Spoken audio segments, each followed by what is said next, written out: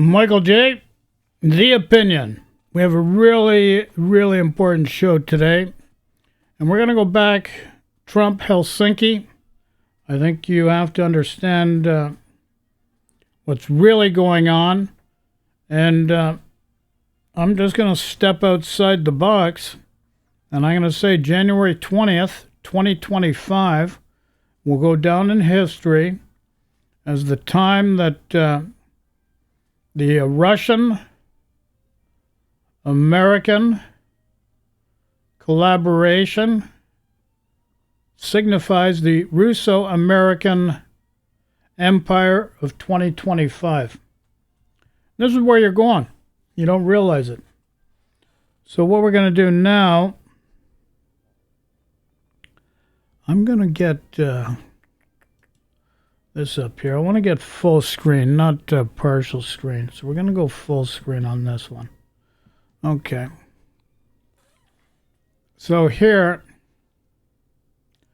this is The Guardian. Now this is just a small clip of a clip where you're going to see at the very early part. This is in Helsinki during that controversial time where Trump was at a podium, Putin was at a podium, and Trump actually took the word of Putin over his own intelligence. So that's where we're at. So let's watch this. Watch Trump wink.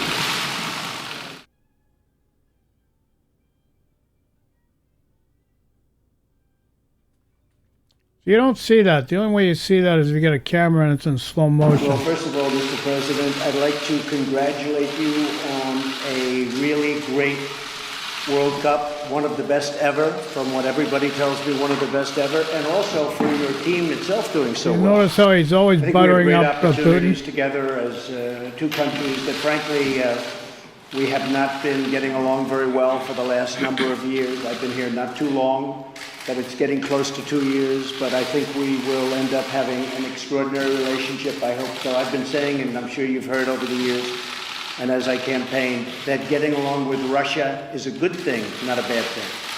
And I really think the world wants to see us get along. We are the two great nuclear powers. We have 90% of the nuclear, and that's not a good thing, it's a bad thing. Okay, so he keeps bringing up nuclear.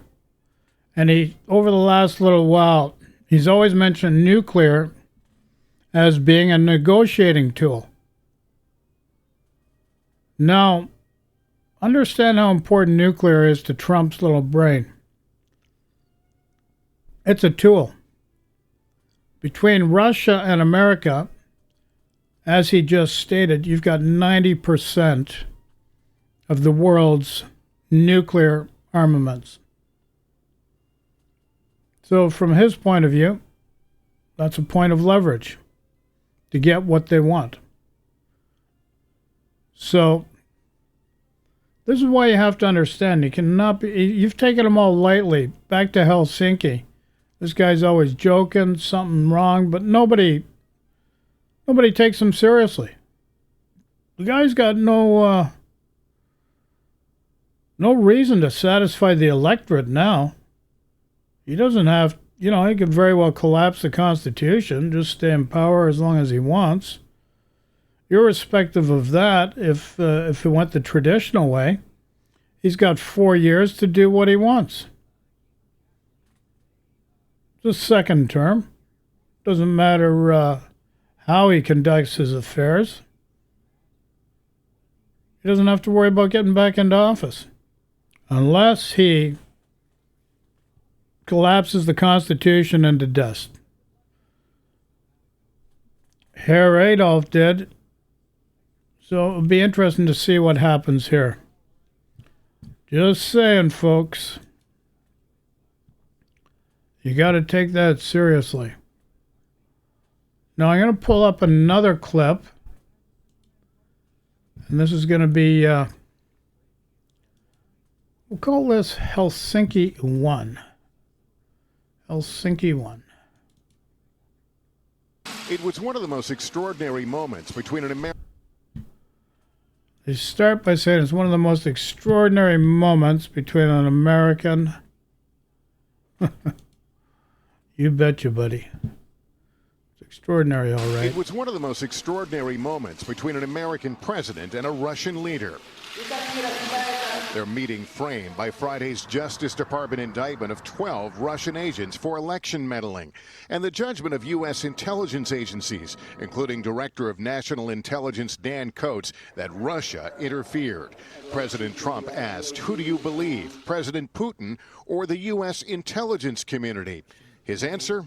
People came to me, Dan Coats came to me, and some others. They said they think it's Russia. I have President Putin. He just said it's not Russia. I will say this. I don't see any reason why it would be.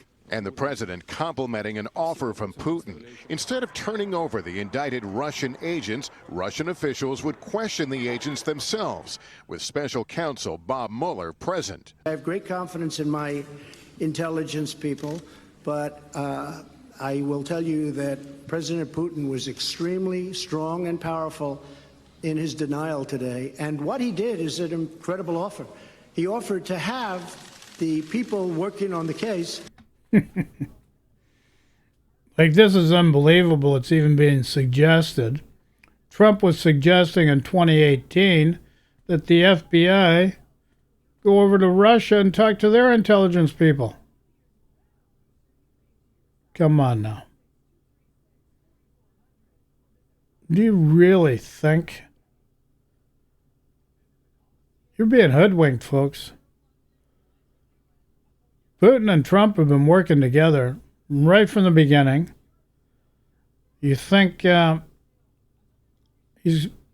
going to solve the Russian Ukraine problem in 24 hours? No.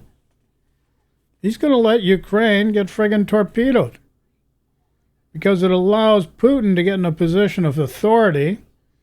With Putin working Europe, Trump claiming land in the Americas, that's his idea, is what he said, never campaigned on it in any campaign, but now all of a sudden it's Panama Canal, it's Greenland, it's Canada, could very well be Mexico.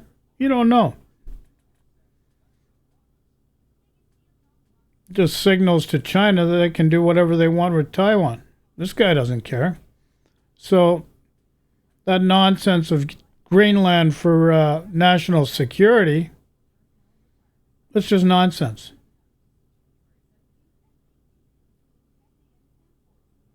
Because all it does is signal to China that Taiwan's open territory and do whatever they want. And you don't know what deals have been made behind the scenes. Trump and Elon Musk have been talking to Putin over the last couple of years, had sensitive intelligence, high security intelligence documents, in all likelihood, were sharing with Putin. So they've been planning this for some time.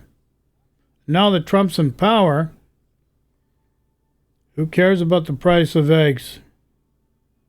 Who cares about anything? As he told you before, he's going to be dictator from day one. That's his goal. His first steps to go in that direction you've already been told about before day one. And that is Panama, Greenland, and Canada.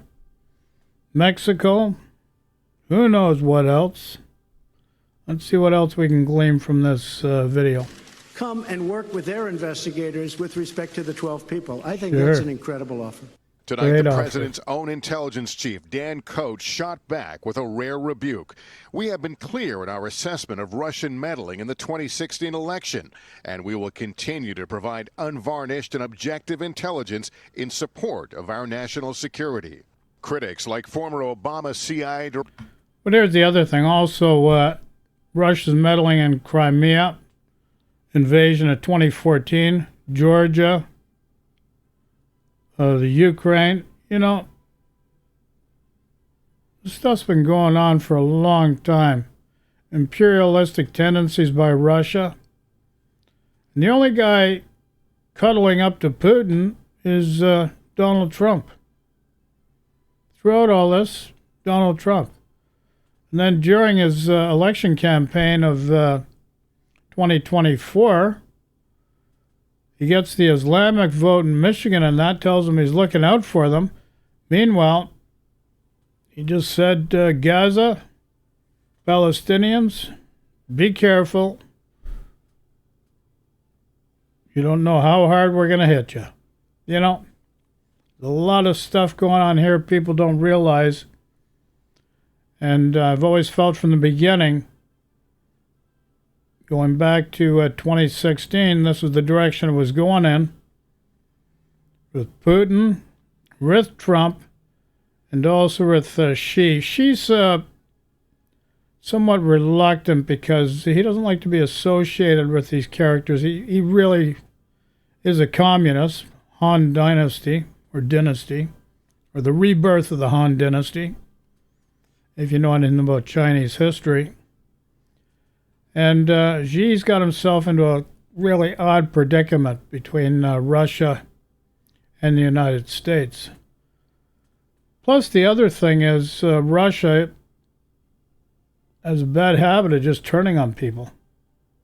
Now, I'm going to tell you something else. You really think that Russia's doing what they're doing without Trump not knowing? The thing with Melania is a test for Trump. That's why they released on their public broadcaster about Melania. You're not finding out the real goods about Trump. I've explained the real goods about Trump, and nobody's listened. Been there. As a matter of fact, 2 months ago, the TD Bank got a $3 billion fine for money laundering that goes back to the 90s and right through up to about 2020 or thereabouts. Director John Brennan unleashing. It's something that is a disgrace, and that all Americans should be ashamed of that performance of somebody who holds the title of President of the United States. Election meddling among the flashpoints that have helped sink U.S.-Russia relations. Others include Russia's illegal occupation of Crimea and its backing of a Syrian regime that used chemical weapons. But this morning, President Trump blaming tensions on the U.S. and the Mueller investigation. Tweeting, "Our relationship with Russia has never been worse thanks to many years of U.S. foolishness and stupidity. And now, the rigged witch hunt." Today asked, does he think Putin bears any responsibility? But here's the other thing. The whole reason why Trump's attacking NATO is because Putin wants him to do it. He's just doing Putin's orders. That's why Trump attacks NATO. You have to understand also, Greenland, which is part of Denmark, and Canada, NATO countries. When has a NATO country attacked another NATO country? Like, come on, folks. You got to start waking up. This is more serious than what you think. You had this guy talking about World War III with the Democrats, but all of a sudden now the Republicans are the hawks here? This is scary stuff. Yes, I do. I hold both countries responsible. I think that the United States has been foolish. I think that the probe is a disaster for our country. I think it's kept us apart. It's kept us separated. There was no collusion at all. Everybody knows it. That's bullshit. The probe should have put you in jail, Trump. But because of the way you operate this friggin' semi-monarchy down in the States with the president, sitting president, this guy should have been in jail a long time ago. Like, come on, this is an embarrassment. How you've allowed this travesty to continue this far, and now you're risking alienating the whole world. And this is the reality. You're risking alienating the whole world because of this nonsense. So, let's look at this one here. Those 4 hours inside Helsinki's presidential palace, a sharp 180 from President Trump's tense showdown last week with many NATO allies. I think we will end up having an extraordinary relationship. I hope so. I've been saying, and I'm sure you've heard over the years, and as I campaigned, that getting along with Russia is a good thing, not a bad thing. But Putin tonight dismissing suspicions that Russia has compromising information on the president. Does the Russian government have any compromising material on President Trump or his family? The body language of Trump tells you It is everything. hard to imagine nonsense on a bigger scale than this. And I have to say, if Yeah. Got to look at the body language of Polarizing Trump material here. on President Trump or his family. I did hear this rumor, he said. It is hard to imagine nonsense on a bigger scale than this. and I have to say, if they had it, it would have been out long ago. Sure. But yet Melania, stuff on Melania Trump came out recently. And the whole reason is to make sure that Trump stays, keeps things in check, continues with the game plan. They don't want him going off script because Trump's a wild card for everybody and the whole world. Now, another thing we're going to look at here, and we're going to look at this from a different perspective. A different perspective. Okay. Where are we here?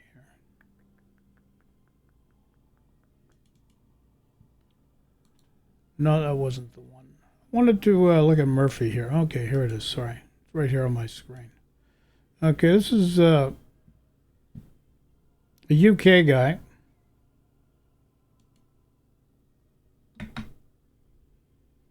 Whoopsie. It's not clicking on. Are we all trumped? Are we, in other words, in a state where Donald Trump is going to so upset the world order as we know it that we literally have to face situations that we have never imagined might arise? Let's just look at some facts. Donald Trump is now talking about Canada as the 51st state of the USA. He's quite blatantly setting up an agenda of taking over Canada, claiming that it would be better off if it was part of the USA. And he has already, in effect, accounted for Prime Minister Justin Trudeau of Canada, who has fallen from office as a consequence of the confusion in that country in how to respond to Trump's aggression before he has even got into office. And let's also be clear, Canada is not the only country that is subject to Donald Trump's aggression. Panama is being threatened by Donald Trump. He wants to have control of the Panama Canal again. It was built with US money, but for the last 30 plus years, it has been completely under Panamanian control. Now he wants it back. He says it's too important to America to not have it, and he's willing to use military force to get it. The same is true of Greenland. When, during his first period in office, Donald Trump first mentioned that he wanted Greenland, everyone thought he was slightly mad and dismissed the claim as if it was that of a person who had lost touch with reality. But before he's got into office again this time, he's reviving the claim. He says America needs it for the sake of its security. He says Greenland is threatened by Russia and China. But the reality is that Greenland does, as he knows, have vast quantities. So Greenland he claims it's threatened by Russia and China. Meanwhile, Russia and Trump are working hand in hand. They're plotting together. So you're getting gaslit every which way by this guy. Every which way. And then Don Jr. goes to Greenland, pulls out a stunt there, media stunt. And it was a stunt, because the guy that he had with him was a guy by the name of Charlie Kirk. I'm going to show you something about Charlie Kirk soon. Quantities of natural resources which would, if the ice receded across its landmass, be available for exploitation, and he wants them. He is undertaking a policy of aggressive expansion. And this is old-fashioned fascist imperialism, in my view. I can't see another explanation for it. But the reality is that his aggression does not only end there. We have seen Elon Musk acting apparently as Donald Trump's agent, threatening the UK. He's threatened our Prime Minister and said he should be in prison. He's threatened Jess Phillips, who, whatever you think of her politically, has in no way behaved in the way that he claims, and is a champion for the victims of sexual abuse, and most certainly not as he would claim, the person who has facilitated it. In addition, Musk has put a poll on Twitter asking whether the USA should in fact liberate the UK from what he thinks to be the tyranny of a Labour government, as if we have some form of socialism in this country, which is a joke to anybody who lives here. All of this implies that the US government under Trump is going to have a totally different approach to foreign policy from anything that we have known throughout, frankly, the whole of US history. We have not seen the USA do what Trump is now doing. He is now interfering in UK politics. He is interfering in Danish politics. He is interfering in German politics by supporting the AfD, the far-right party who wants to win the next German election. He will, no doubt, interfere in French politics as well in due course, and we know he's already supporting the far right in Italy. So this is something unprecedented. One state interfering in the domestic affairs of another within the world power group of the G7 or G20. This disrupts the world as we know it. But there are other disruptions as well. We've seen Facebook abandon the whole idea that it might edit the comments posted on that site so that they might bear some relationship with the political truth. The far right are being given free rein to say what they want. And in the USA, the right of companies to defend minorities is being rolled back. Diversity, inclusion, and equity have been discredited supposedly because of the woke movement. And there are debates about whether identity politics have gone too far or not. But this is a bad moment to be a woman, to be a migrant, to be LGBTQ+, to be poor, or any other group in society from those who belong to minority religions or who come from minority ethnic groups, all of whom are likely to be prejudiced as a result. This is the time, as Trump sees it, for white, male, supposedly Christian evangelical USA to march all over the world. I'm worried. I'm deeply worried. Trump is trying to trump us all. And he might, because the world is not ready for this scale of aggression and does not know how to respond to it. But there are those who do. There are far-right parties across Europe, including in the UK, who will support what Trump is doing. Expect Nigel Farage to. Expect Kemi Badenoch to. And when that happens, are we, the 54th, 55th, or 56th state of the USA, whichever one Trump wants it to be, could he literally be looking for that type of world domination? Don't rule it out. And don't rule out that there are politicians here who might let him have his way. Thanks for watching this video. If you like what you've seen, please subscribe to this channel and push that bell button that tells you when we posted something. This is a little more serious than people realize. And you have to understand that. This is not something to be taken lightly. Everybody takes it very, very lightly. This is not something you want to take lightly. So now what I'm going to do is go to, where do I have it here?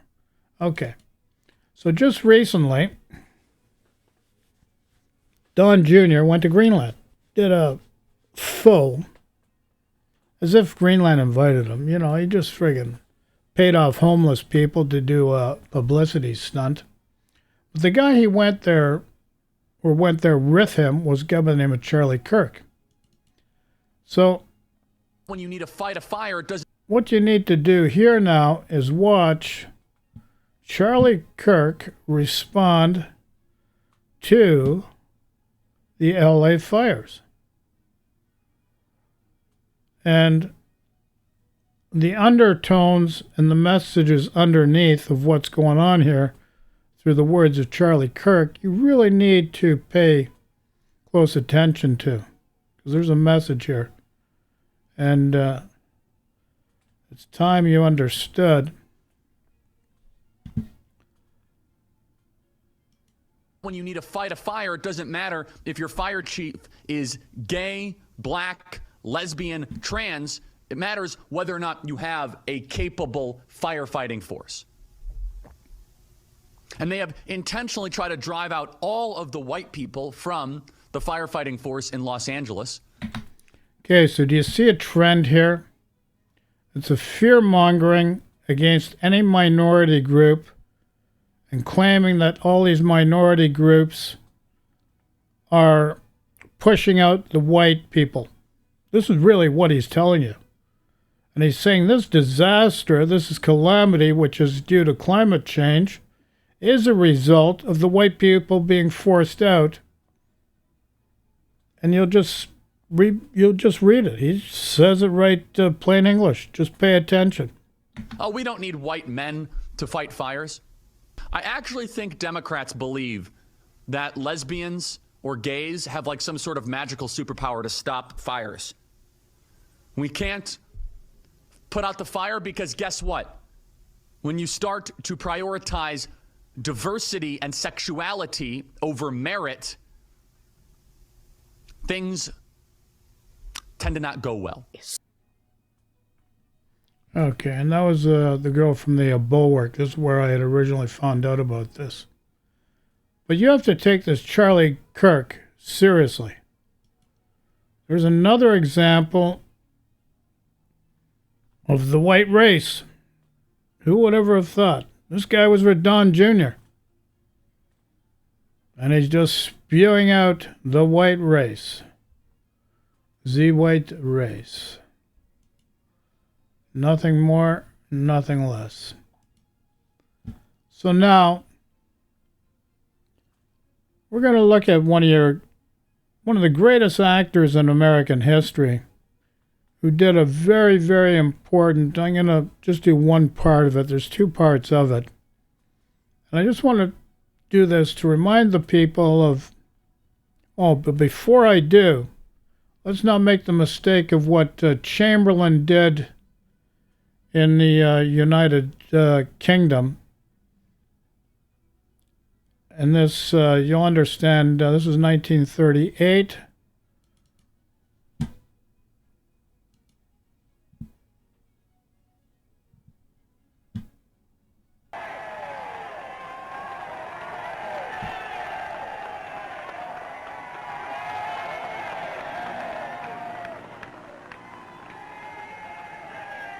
I want to say that the settlement of the Czechoslovakian problem, which has now been achieved, is, in my view, only the prelude to a larger settlement in which all Europe may find peace.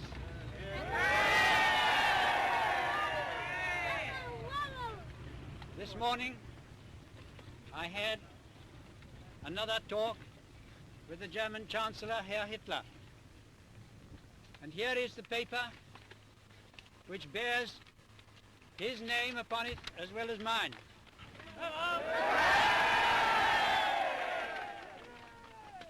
Some of you perhaps have already heard what it contains, but I would just like to read it to you.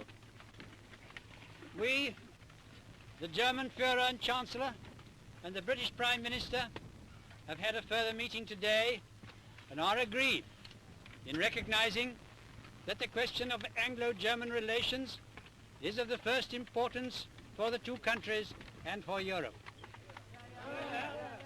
We regard the agreement signed last night and the Anglo-German naval agreement as symbolic of the desire of our two peoples never to go to war with one another again. We are resolved that the method of consultation shall be the method adopted to deal with any other questions that may concern our two countries, and we are determined to continue our efforts to remove possible sources of difference and thus to contribute to assure the peace of Europe.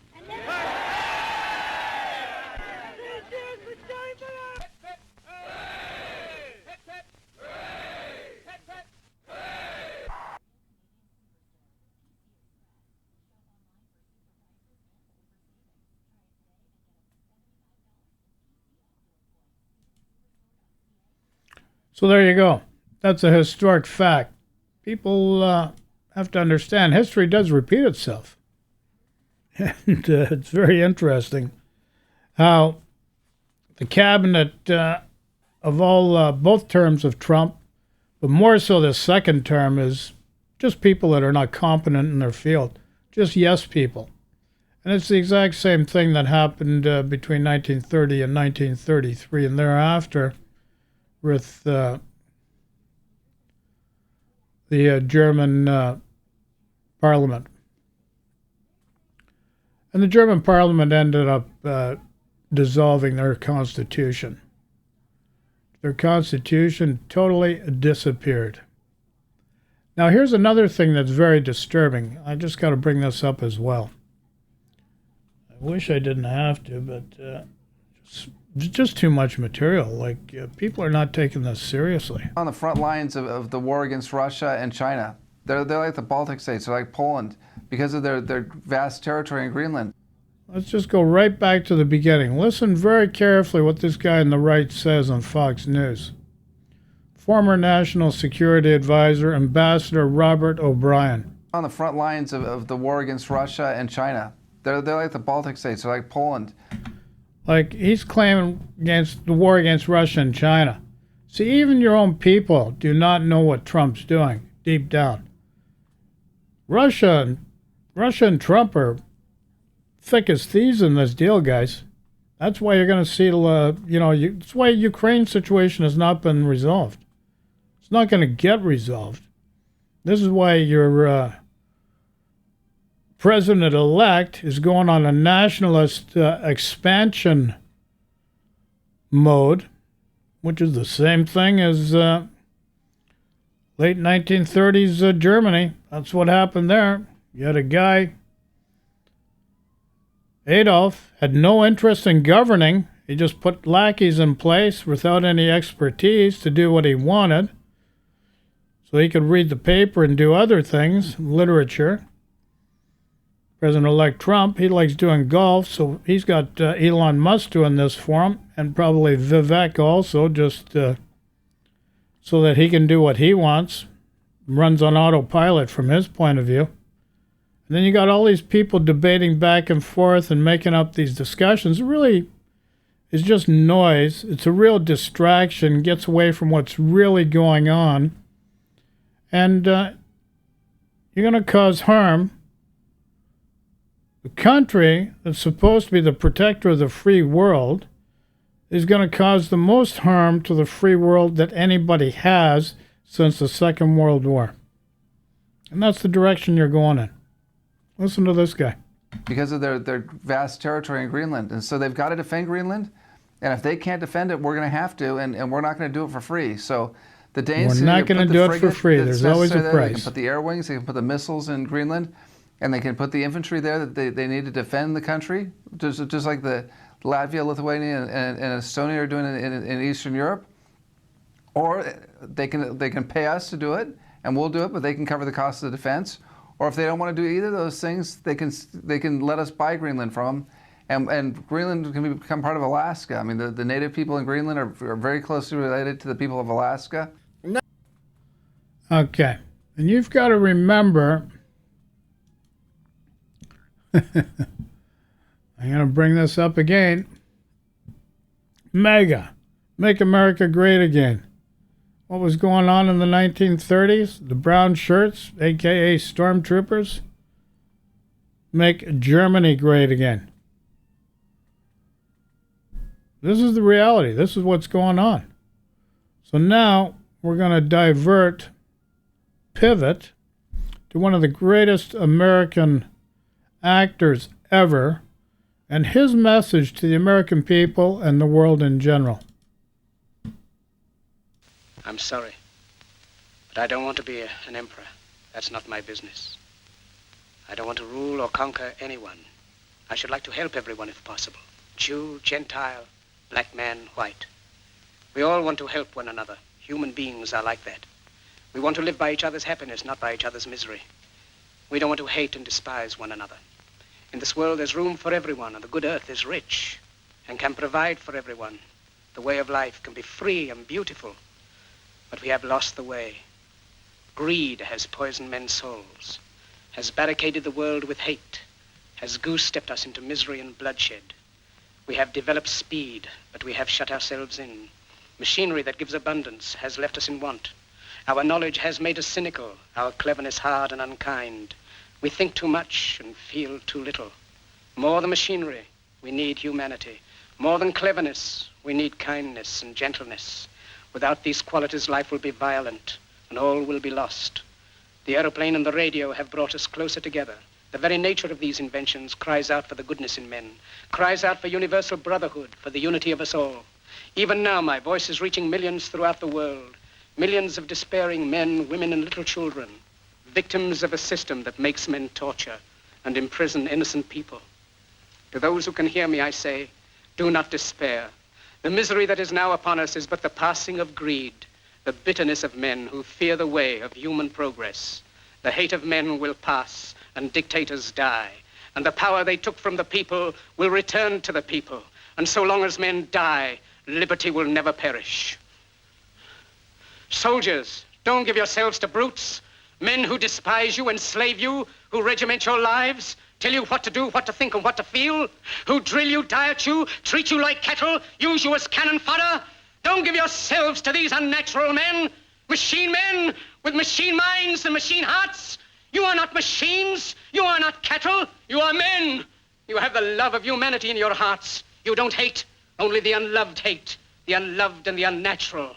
Soldiers, don't fight for slavery. Fight for liberty. In the 17th chapter of St. Luke it is written, the kingdom of God is within man, not one man nor a group of men, but in all men, in you. You, the people, have the power to create machines, the power to create happiness. You, the people, have the power to make this life free and beautiful, to make this life a wonderful adventure. Then in the name of democracy, let us use that power. Let us all unite.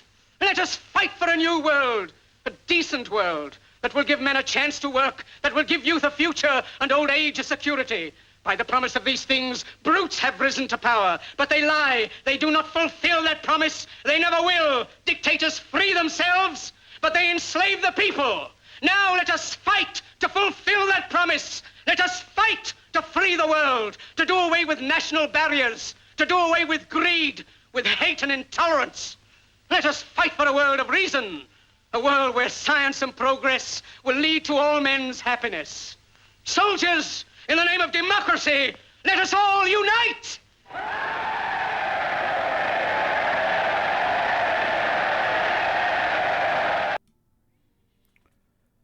Well, there you go, folks. I couldn't have said it better myself, but that's the deal. What do you want? Do you want hell on earth, or do you want heaven on earth? It's really that simple. Like, you're going to end up spending people analyzing this crap to...